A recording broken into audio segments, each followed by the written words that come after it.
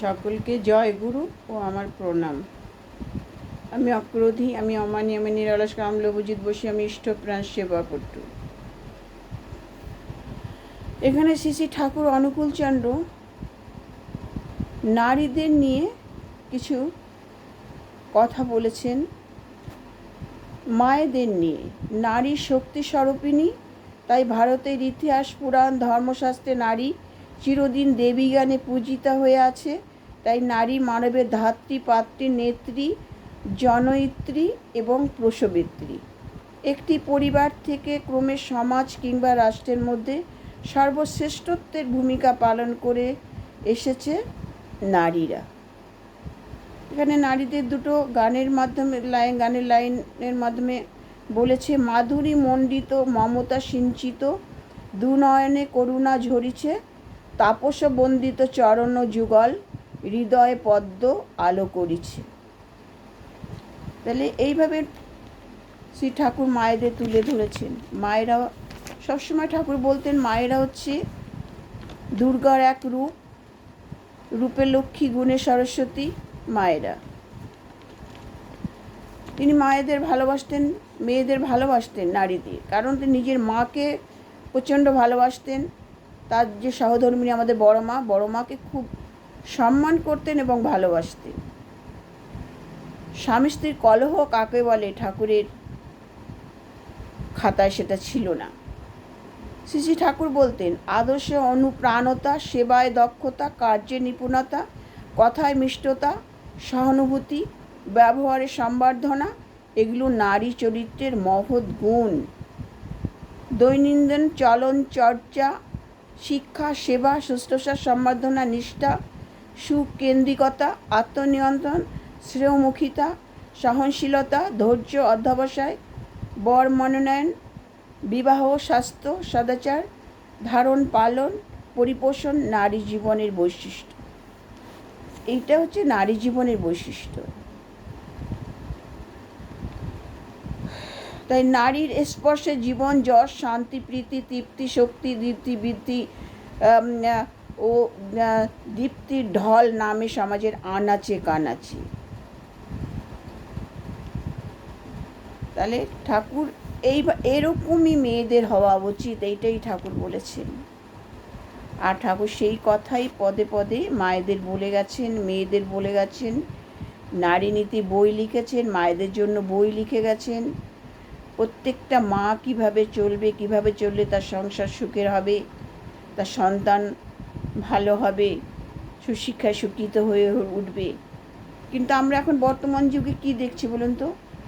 ঠাকুর কিন্তু এটা বুঝেছিলেন, ত্রিকালদর্শী ছিলেন, যে ভবিষ্যতে ভারতবর্ষে বা পৃথিবীর অবস্থা কোথায় গিয়ে দাঁড়াবে। তার জন্য ঠাকুর কিন্তু তখন কিন্তু এই যে মায়েদের কিন্তু এই চাকরি করাটা পছন্দ করেননি। কারণ দেখুন, চাকরি করাটা করতে গেলে মায়েদের সন্তান ঠিক মতন শিক্ষা সংস্কার পাবে না, ভালোবাসা পাবে না, গুরুজনদের সেবা যত্ন করতে পারবে না, শ্বশুর শাশুড়ি দেখতে পারবে না, স্বামীদের যত্ন করতে পারবে না।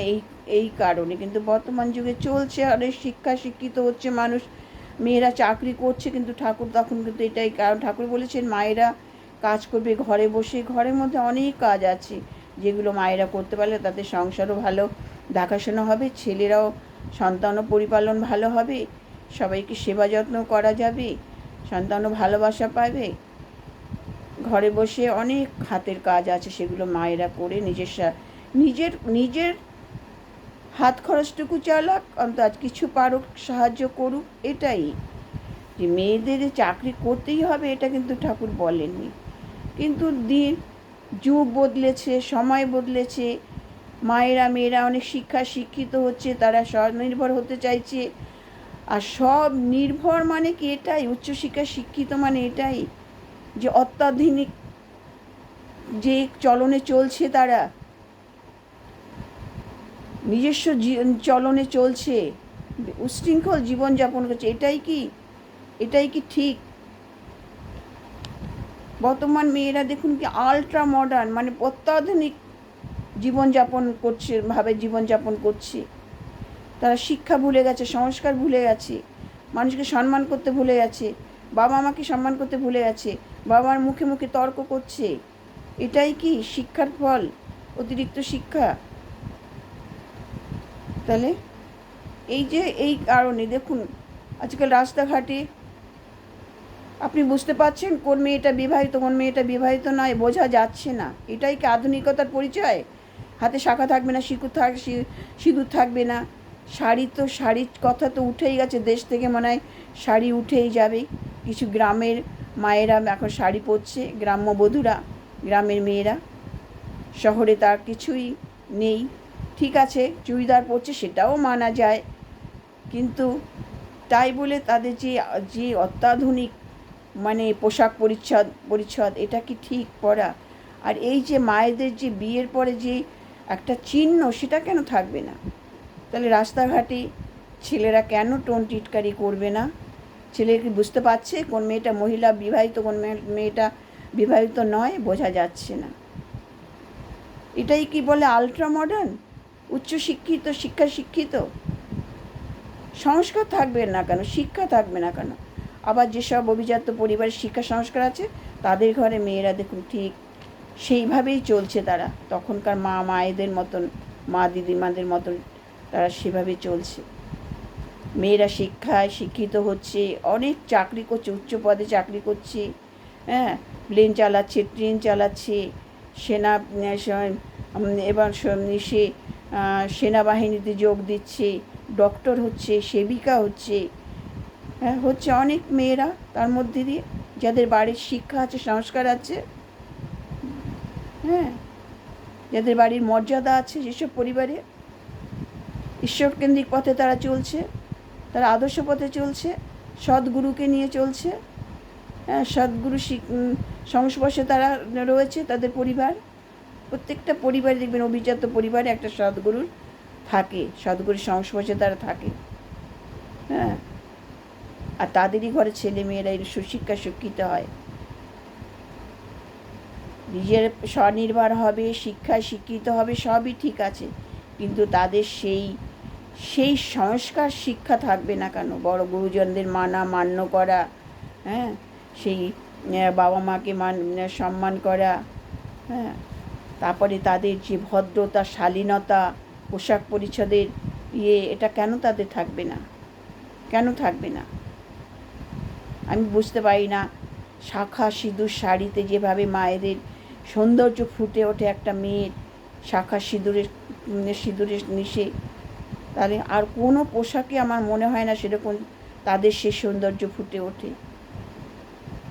হ্যাঁ, পোশাকের মধ্যে থাকবে শালীনতা, পোশাক পরিচ্ছদ, কথায়, আচার আচরণে পরিচয় হবে, তার বংশ পরিচয় হবে, তার বাবা মায়ের পরিচিত হবে।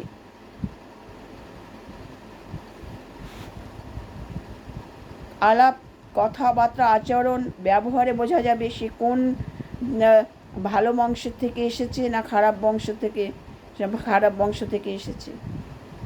তার পরিচয় সেটা হবে, ব্যবহারই তার পরিচয়, আচরণই পরিচয়, পোশাকে হবে তার পরিচয়। কত সুন্দর সুন্দর পোশাক আছে যা পরলে মানে একদম পুরো মনে হয় মানে একেবারে পরীর মতো লাগে, সৌন্দর্য কত সুন্দর ফুটে ওঠে। অথচ এখন মেয়েরা কি পরছে? শরীরের অর্ধেক দেখা যাচ্ছে, হ্যাঁ, অর্ধেকটা শরীরে বেশিরভাগ অংশ বাইরে বেরিয়ে থাকছে। কেন? এটাই কি সভ্যতা, ভদ্রতা? এটাই কি তো উচ্চশিক্ষিতর পরিচয়? এটা কি আধুনিক সভ্যতার পরিচয়? আর এই কারণে আজকে দেশের এই অবস্থা, এই অধর্ম, এই ব্যভিচার, এগুলো দেশে চলছে, দুর্নীতি, ধর্ষণ, হ্যাঁ,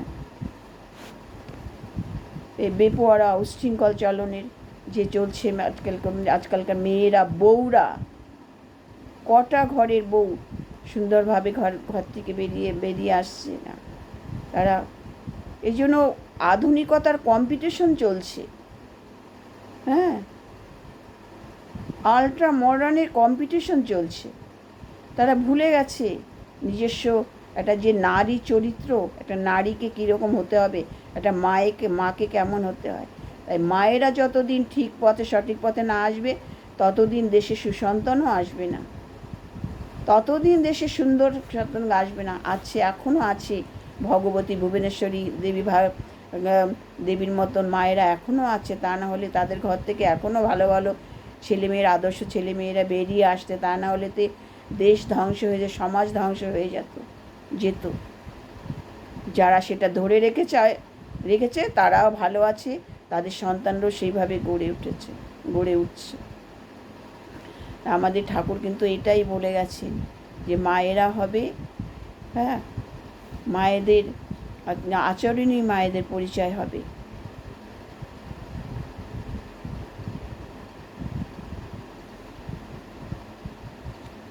তোমার চলন, তোমার বলন এমন হবে, চলন বলন এমন হবে, বিশ্বভুবন চেয়ে রবে। এটা আমাদের ঠাকুরের কথা। তাই আমাদের যেগুলো ঠাকুরের, যে আমাদের সৎসঙ্গী মায়েরা, আমাদের অনুকূল ঠাকুরের শিষ্য দীক্ষিত যেসব মায়েরা না, পরিবার না, সব মায়েদের দেখলেই মানুষ বুঝতে পারবে তাদের যে আচরণ, কথা বলা, তাদের শাড়ি পরার ধরন, তার দেখে তারা বুঝতে পারবে। সমস্ত অনুষ্ঠানে গিয়ে মায়েরা কত সুন্দর গান করছে, কত সুন্দর শাখা সিঁদুর শাড়ি পরে তাদের সৌন্দর্য ফুটে উঠেছে। তারা ঠাকুরকে নিয়ে আলোচনা করছে, আধ্যাত্মিক জগৎকে নিয়ে আলোচনা করছে, যে তাদের ঠাকুরের গান করছে, কিভাবে মানুষ ভালো থাকবে, পরিবার ভালো থাকবে, পরিবার কিভাবে গঠন করবে, তারা সেই সব নিয়ে আলোচনা করছেন। তাদের নিজেদের পরিবারকেও সেইভাবে গড়ে তুলছে মায়েরা। এটা হচ্ছে শ্রী ঠাকুর অনুকূলচন্দ্রের আদর্শ। অনুকূলচন্দ্রের পথে যারা চলছে দীক্ষা নিয়ে, তারাই সেইভাবে চলছে।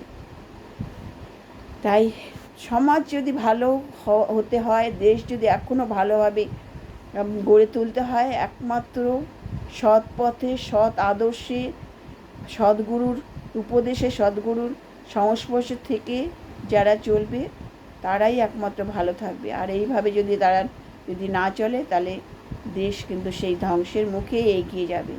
আমাদের লক্ষ লক্ষ হাজার হাজার ঠাকুর পরিবার, তারাই একমাত্র আদর্শ পথে, সৎ পথে চলছে।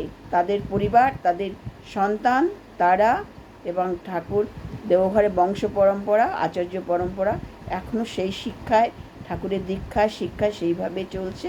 আর তারাই সুন্দর আনন্দে, খুশিতে এবং খুব ভালোভাবে তাদের জীবন অতিবাহিত করছে। জয় গুরু। আমার আলোচনা ভালো লাগলে লাইক, শেয়ার, কমেন্ট করবে, সকলকে জানতে সাহায্য করবেন। সকলের মঙ্গল প্রার্থনা করি।